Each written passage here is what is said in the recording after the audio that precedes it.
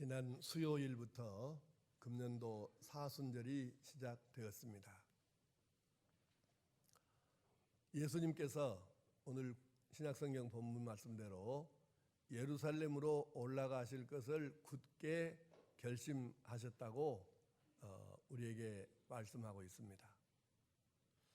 무슨 일을 하시려고 가시는데 굳은 결심이 필요하셨을까? 그것은 바로 예수님께서 우리를 위하여 우리 죄 용서받게 하시려고 십자가에 못 박혀 죽으시기 위하여 그 죽는 일을 위해서 예루살렘에 가시기를 굳게 결심하신 것이지요. 예루살렘에 출세가 기다리거나 부자 되는 것이 기다리거나 무슨 그런 좋은 것이 기다리고 있어서 그걸 위해서 굳게 결심하신 것이 아닙니다. 말로 할 수 없는 고통, 사람이 고안해낸 사형법 중에 가장 무자비하고 고통스러운 그 십자가에 죽으시기 위해서 그것을 굳게 결심하시고 그 죽음이 기다리는, 고통이 기다리는, 수치와 모욕이 기다리는 예루살렘으로 올라갈 것을 굳게 결심하셨다는 뜻입니다. 그리고는 예수님께서 예루살렘으로 올라가시기를 시작하셨습니다. 그때가 공생의 3년 차입니다. 그러나 그 가시는 길에는 장벽도 많았습니다. 베드로의 반대, 사단의 방해, 이런 여러 가지의 문제가 있었지만은 그러나 예수님께서는 굳게 결심하신 그대로 묵묵하게 예루살렘으로 가시는 그 길을 끝까지 걸어가신 것이죠. 가시면서 그냥 걸어가신 것만이 아니고 수많은 사람들을 만나셨습니다. 이 동네 저 마을을 거치시면서 많은 사람들을 만나서 그들의 병도 고쳐주시고 문제도 풀어주시고 하나님과 천국에 대해서 설교해 주시고 사도들을 가르쳐 주셨습니다. 그리고 마침내는 예루살렘에 도착하셨습니다. 거기서 말로는 다 표현할 수 없는 수치와 모욕과 고난과 고통을 겪으시고 끝내는 십자가에 못 박혀서 죽어주신 것이죠. 우리 죄를 씻어주시고 우리를 구원시켜 주시려고 바로 그 시작 예루살렘으로 올라가기를 굳게 결심하신 여기서부터 사순절이 시작이 되는 것입니다. 그래서 사순절은 남다른 의미가 있는 것이죠. 한번 따라 하겠습니다. 굳게 결심하신 예수님을 따라. 자, 그러면 우리는 이 사순절을 어떻게 보내야 하겠습니까? 물론 배운 대로 복음서를 묵상하면서 오락을 삼가하고 주님을 닮기 위한 경건 훈련을 하며 전도의 힘을 쏟아야겠죠. 그러나 더 성숙한 제자, 좋은 그리스도인은 여기서 한 걸음 더 나아가야 합니다. 예수님을 따라서 우리도 이 사순절에 뭔가 하나님께서 원하시는 바로 그것을 위해서 굳게 결심하는 것이 있어야 한다는 말입니다. 우리는 무엇을 결단해야 하겠습니까? 우리의 결심에 도움이 되도록 성경에 기록된 결심 몇 가지를 함께 살펴보겠습니다. 먼저 구약성경 오늘 본문이었던 룻기 1장 16절에서 18절 한번 다시 읽겠습니다. 시작. 룻이 이르되 내게 어머니를 떠나며 어머니를 따르지 말고 돌아가라. 강권하지 마옵소서. 어머니께서 가시는 곳에 나도 가고 어머니께서 머무시는 곳에서 나도 머물겠나이다. 어머니의 백성이 나의 백성이 되고 어머니의 하나님이 나의 하나님이 되시리니 어머니께서 죽으시는 곳에서 나도 죽어 거기 묻힐 것이라. 만일 내가 죽은 일 외에 어머니를 떠나면 여호와께서 내게 벌을 내리시고 더 내리시기를 원하나이다 하는지라. 나오미가 룻이 자기와 함께 가기로 굳게 결심함을 보고 그에게 말하기를 그치니라. 아멘. 아멘.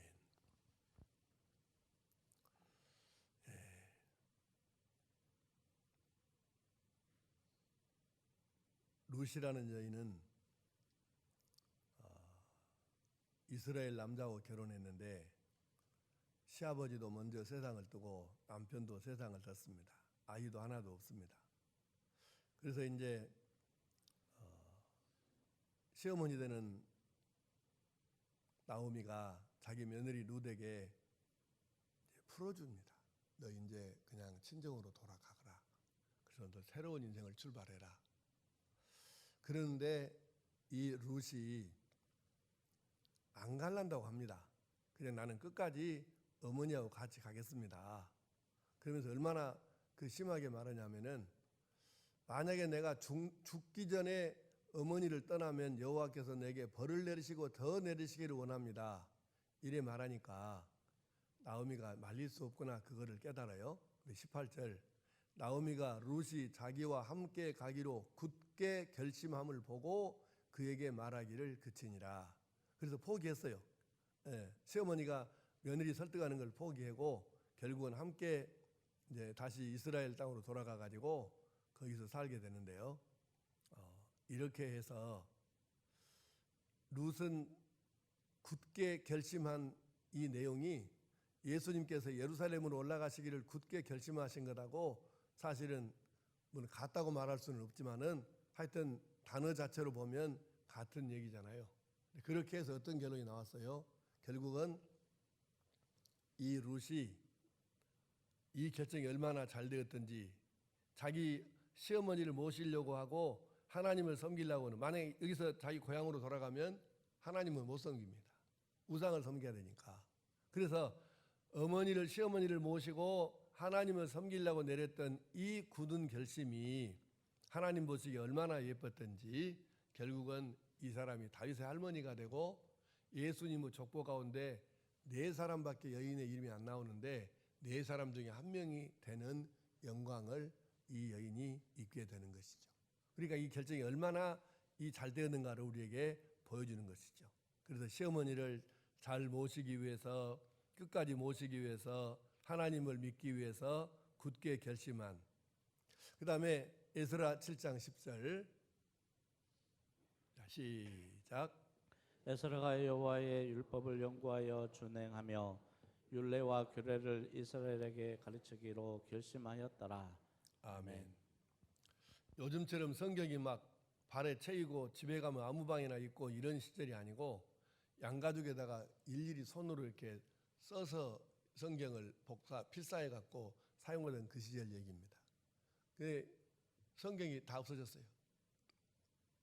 그래 하나님 말씀이 어디가 있는지도 모르고 뭐 있다는 것 자체도 말만 들을지 모릅니다. 그러다가 성전을 수리하면서 두루마리 성경 하나를 발견한 거예요. 전체를, 우리가 말하는 구약 성경 전체를 발견한 것도 아니고, 근데 그 발견은 두루마리를 갖다가 보고는 에스라가 결심을 해요. 내가 이 하나님의 말씀을 온 백성에게 가르쳐야 되겠다. 사실은 지금 우리가 이거 우리 시각으로 읽으면 이게 별로 은혜가 안 돼요. 근데 이걸 이렇게 생각하면 조금은 이해가 될 거예요. 북한 땅에서 하나님 말씀을 가르치기로 결심하니라. 이슬람 세상에서 하나님 말씀을 가르치기를 결심하니라. 이렇게 생각하면 조금 이해가 더 되겠죠. 지금 그런 내용이에요. 그렇게 생명을 걸고 백성들에게 하나님 말씀 성경을 가르치기로 결심을 한 것이죠. 또 시편 17편 3절에 시작. 내가 결심하고 입으로 범죄하지 아니하리이다. 아멘. 다윗의 이야기입니다. 다윗은 이렇게 하나님 앞에서 죄와 단절된 삶을 살기 위해서 굳게 결심을 한 것이죠. 내가 결심하고 입으로 범죄하지 아니하리이다. 이렇게 다윗이, 물론 그런다 해서 죄를 안 지었던 건 아니지만 이렇게 결심을 하고 살아도 죄와 완전히 단절하고 살기가 쉽지 않은데 우리가 이런 결심도 없이 산다면 얼마나 많은 죄를 짓고 살까. 그래서 우리가 이 다윗처럼 죄 짓지 않고 살기 위해서 우리가 결심해야 합니다. 다니엘서 9장 3절 시작.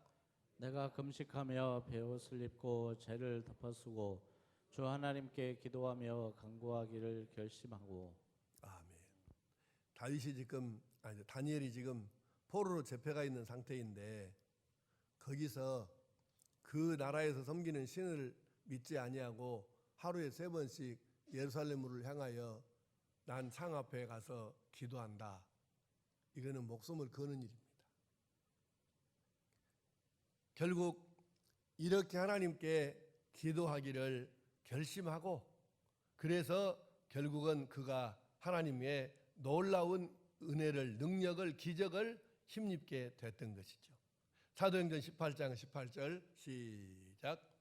바울은 더 여러 날 머물다가 형제들과 작별하고 배 타고 수리아로 떠나갈새 브루스길라와 아굴라도 함께 하더라.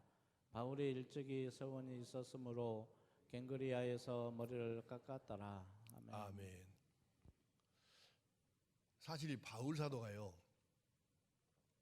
우리가 아다시피 죽을 고비를 얼마나 넘기면서 지중해 연안을 돌아다니면서 복음을 전했습니까?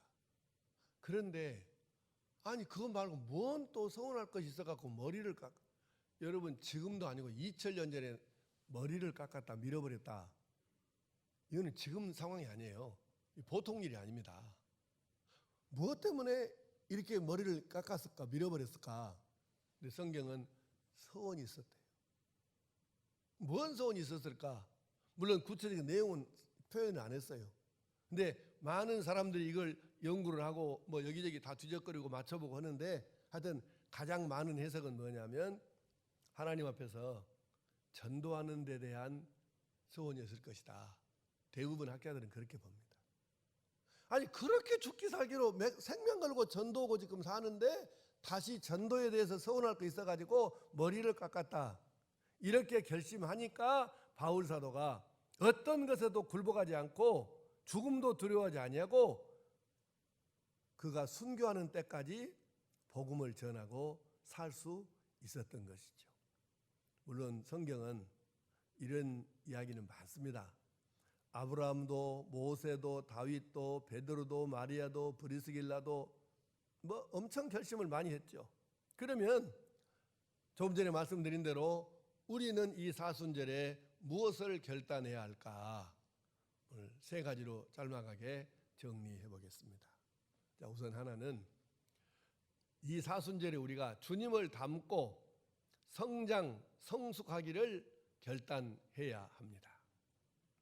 생명의 원리라는 것이 있죠. 생명의 원리는 뭐냐면 생명이 있는 것은 모두가 자라든지 익든지 변화가 있어야 한다는 것입니다. 네. 자, 한번 말씀으로 베드로후서 3장 18절을 현대인의 성경으로 보십시다. 시작. 여러분은 우리 주님이신 구주 예수 그리스도의 은혜와 그분을 아는 지식에서 점점 자라십시오. 주님께 이제와 영원히 영광이 있기를 바랍니다. 아멘. 점점 자라가라고 하죠. 무엇에서? 예수 그리스도의 은혜와 그분을 아는 지식에서 자라가라는 것입니다. 에베소서 4장 15절을 세번역 성경으로 보겠습니다. 시작. 우리는 사랑으로 진리를 말하고 살면서 모든 면에서 자라나서 머리가 되시는 그리스도에게까지 다다라야 합니다. 아멘. 아멘. 베드로 사도도 그렇고 이 바울 사도도 그렇고 점점 자라가야 된대요. 그리스도에게까지 다다르도록 그렇게 계속 모든 면에서 자라가야 된대요. 이게 생명의 원리입니다. 아마 그러면 이렇게 말할 분도 있겠죠.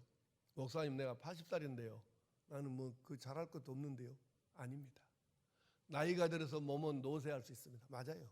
그러나 몸이 노쇠한다 그래가지고 마음이 새로워지지 못하거나 천국의 소망이 약해지거나 하나님 사랑이 약해지거나 그럴 일은 없습니다. 나이가 들어도 몸이 말을 안 들어도 이 소망과 이 믿음과 이 사랑은 우리의 기도는 날로도 강해지고 뜨거워지고 새로워질 수 얼마든지 있습니다. 그래서 우리가 이 생명의 원리대로 주님을 계속해서 더 많이 닮고 우리가 외형적으로도 성장하고 안으로 익어가는 성숙이 계속되는 것이 이것이 생명의 원리일진데 우리가 이 사순절에 다시 한번 주님을 깊이 묵상하면서 주님 그 분량에까지 다다르기를 위해서 내가 주님 정말 성장하고 성숙하겠다 이렇게 굳게 결심하고 이 사순절에 우리가 주님을 더 많이 닮아가는 은혜가 있게 되기를 축복합니다. 그래야 주님 닮아가고 우리가 익어가고 성장해야 하나님께서 우리를 비로소 마음 놓고 사용하실 수 있지 않겠습니까? 아무리 하나님 우리를 사용해 주시고 싶어도 우리가 그릇이 그만큼 안 되면 어떻게 우리를 사용하시겠어요? 그러니까 하나님이 필요할 때 아무 때나 사용하실 만큼 준비가 되어 있는 그릇이 되어야 하기 때문에 우리가 주님을 더 닮고 성장하는 그런 은혜가 사순절에 꼭 있게 되기를 축복합니다. 또 우리가 이 사순절에 무엇을 결심해야 하겠습니까? 가족 구원을 결단해야 합니다. 여러분, 예수님께서 세상에 왜 오셨습니까? 그리고 예수님께서 예루살렘에 올라가시기를 왜 굳게 결심하셨습니까? 바로 우리를 구원하시기 위해서. 이것 말고 뭔 다른 목적이 있겠어요? 오직 한 가지입니다. 모든 사람을 구원하시기 위해서. 자, 마가복음 1장 38절 시작. 이르시되 우리가 다른 가까운 마을들로 가자. 거기서도 전도하리니 내가 이를 위하여 왔노라. 아멘. 우리가 이 말씀을 저도 많이 인용하는 그 말씀입니다. 설교하고 인용하는 말씀입니다만은 대개 이 말씀을 어디다가 사용을 하냐면 예수님이 전도하기 위해서 세상에 오셨다. 그쪽으로 이제 그것으로 많이 사용을 해요. 물론 나도 그랬고요.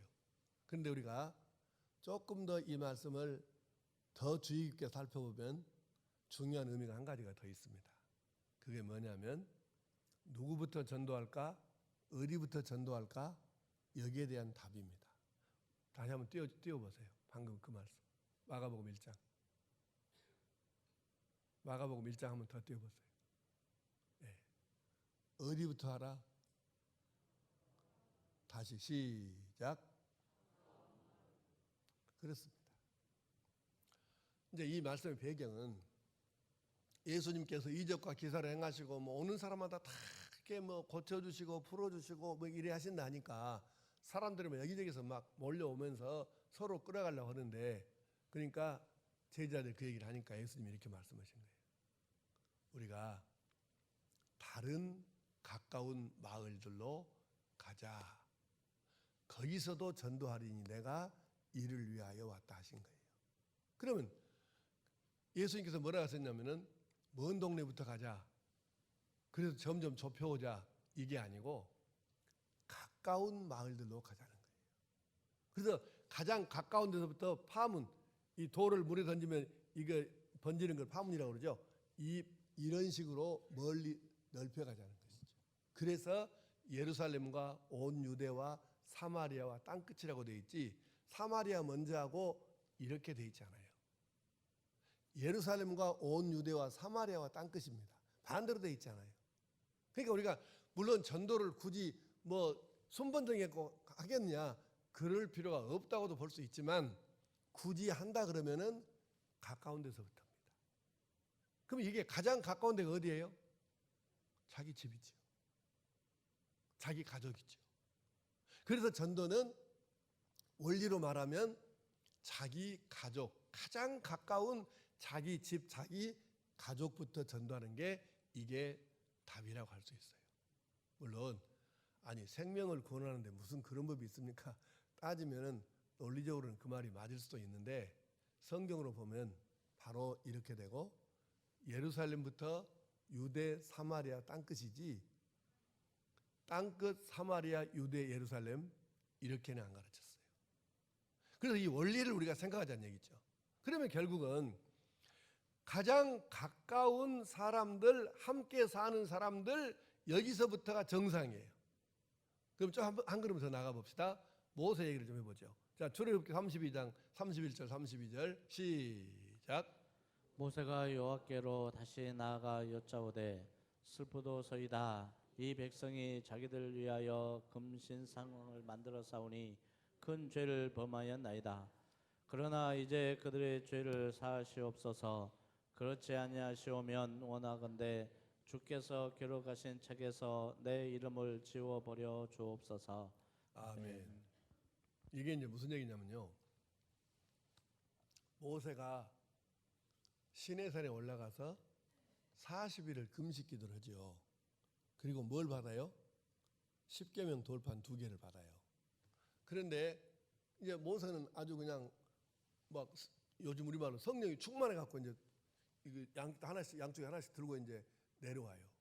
근데 산 밑으로 내려갈수록 뭔 소리가 막 난리가 나는 거예요. 그래서 가까이 가서 보니까 세상에 그 40일 동안 금식기도 하나님하고 이렇게 하고 있는 동안에 이 백성들은 모세는 어디 가서 오도 안 하고 이제 우리가 어떻게 빨리 결정 하나 해갖고 그들 중에 하나를 지도자로 세워갖고 백성들에게 전부 금을 걷어가지고 그 금을 녹여서 금송아지를 만들었네.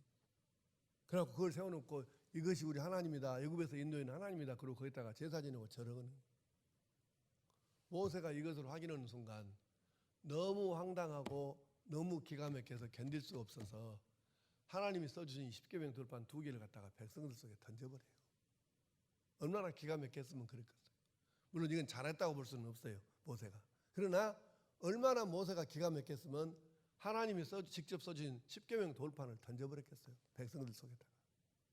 십계라는 영화에 보면 그 던져버리니까 이게 조각이 나오면서 불이 나가지고 백성을 태워 죽이고 난리가 나죠. 그런데 어쨌건 이때에 결국 백성이 막 쓰러져 자빠지는데 불뱀들이 날아다니면서 사람을 죽이는데 하여튼 간에 여기서 3,000명이 죽어요. 3,000명이. 그리고 계속 사람이 쓰러져 죽어가.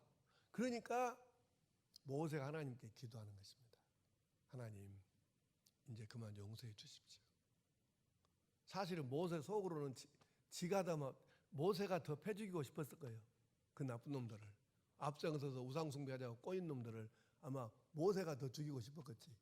그런데 백성이, 죄 없는 백성들이, 죄가 없다고는 할 수 없지만 하여튼 이 백성들이 그렇게 쓰러져 3,000명이 넘게 죽어가고 또 계속 죽어가려고 하니까 모세가 하나님 막아서는 거예요. 하나님, 이제 그만 이 백성을 용서해 주십시오. 용서를 안 해주시려면 차라리 내 생명을 하나님 생명책에서 내 이름을 지워주십시오. 이게 방금 읽은 말씀 내용이에요. 이 백성을 용서해 주십시오. 만약에 이 백성을 용서 안 해주시려면 하나님의 생명책에서 내 이름을 그냥 지워주십시오. 우리가 이 모세의 마음을, 이 절절한 기도를 이해할 수 있어야 합니다. 자기 생명을 던져서라도 자기 동족을 구원하고자 하는 이 모세의 심정이 이해가 될 때 우리가 전도할 수 있어요. 모세는 이 심정을 가졌던 것이죠. 이런 사람이 한 사람이 더 있습니다. 로마서 9장 1절에서 3절 시작. 내가 그리스도 안에서 참말을 하고 거짓말을 아니하노라. 나에게 큰 근심이 있는 것과 마음에 그치지 않는 고통이 있는 것을 내 양심이 성령 안에서 나와 더불어 증언하노니 나의 형제 곧 굴육의 친척을 위하여 내 자신이 저주를 받아 그리스도에게서 끊어질지라도 원하는 바로라. 아멘. 바울 사도는 구원이 무엇인지 복음이 무엇인지를 너무 잘 알잖아요. 그러니까 지중연한을 3바퀴를 돌면서 생명 걸고 전도했잖아요. 근데 세상에 이 사람이 뭐라 하냐면 하나님께 기도하는데 내 친척, 친족을 구원하기 위해서 만약에 그것을 위해서 내가 그리스도에게서 단절되는 것이 있어도 그 대신 내 친척이 구원받을 수 있다면 나는 그렇게 해주기를 원합니다. 구원이 뭔지를 모르는 사람이 이렇게 기도했다가 하면 그냥 쉽게 넘어갈 수 있는데 자기는 이것을 위해서 생명을 던지고 지금 전도로 다니는 사람이잖아요. 그런 그가 말하기를 이렇게 나의 형제 곧 골육의 친척을 위하여 내 자신이 저주를 받아 그리스도에서 끊어질지라도 그 대신에 구원받을 수 있다면 나는 그렇게 원한다는 거예요. 이것 때문에 자기가 계속해서 지금 마음에 근심하고 걱정하고 눌려갖고 지금 아파하고 있다는 거예요. 아직도 구원받지 못한 자기 가족 친척을 위해서. 이 절절한 바울 사도의 마음이 있어야 생명을 던져서라도 전도할 수 있는 것이죠. 사랑하는 성도 여러분, 우리가 모세의 심정으로 바울 사도의 심정으로 가족 구원을 결단하고 내가 이 사순절에 다시 한번 가족을 위해서 목숨 걸고 기도하고 무엇을 어떻게 해서 감동을 시켜서 내가 예수님을 가족들에게 삶으로 보여서 그래서 내가 가족을 구원할 수 있겠는가?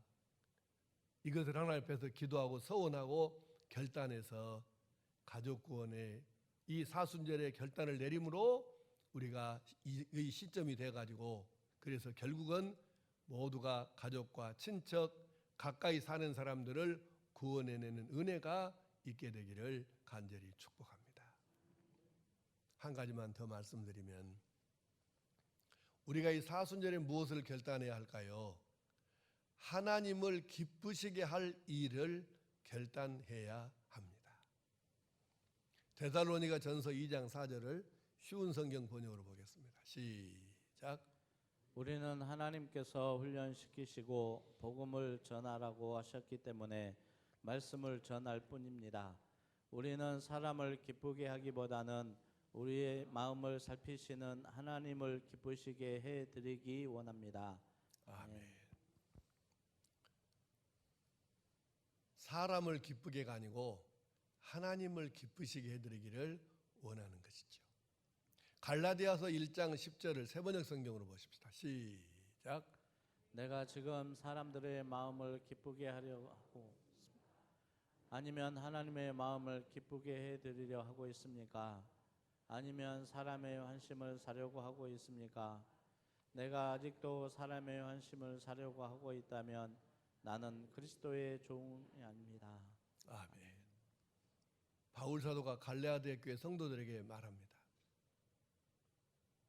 내가 지금 여러분 보기에 사람들을 기쁘게 하려고 사역하고 있습니까? 하나님을 기쁘시게 해드리려고 사역하고 있습니까? 만약에 내가 아직도 사람의 마음을 환심을 사려고 사역하고 있다면 나는 그리스도의 종이 아닙니다.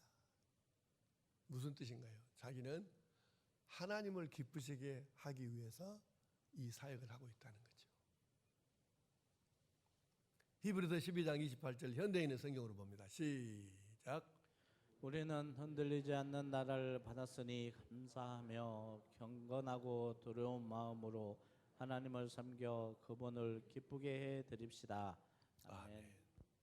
우리는 변하지 않는 예수 구주로 영접하고 이 믿음만 버리지 않고 믿음 지키면 결코 없어지거나 변하거나 흔들리지 않는 천국을 받은 것입니다.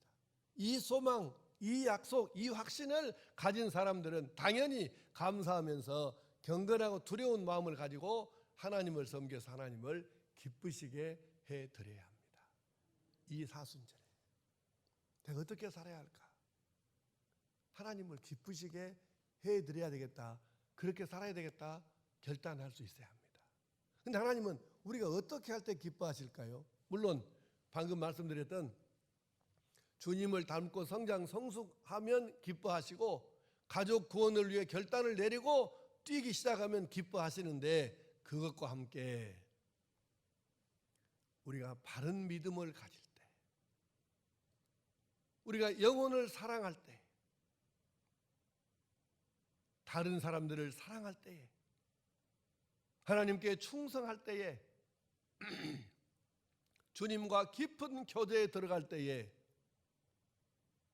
거룩한 삶을 살 때에 하나님 주신 탤런트를 활용할 때에 주님 몸된 교회를 사랑할 때에 하나님께서 기뻐하시죠.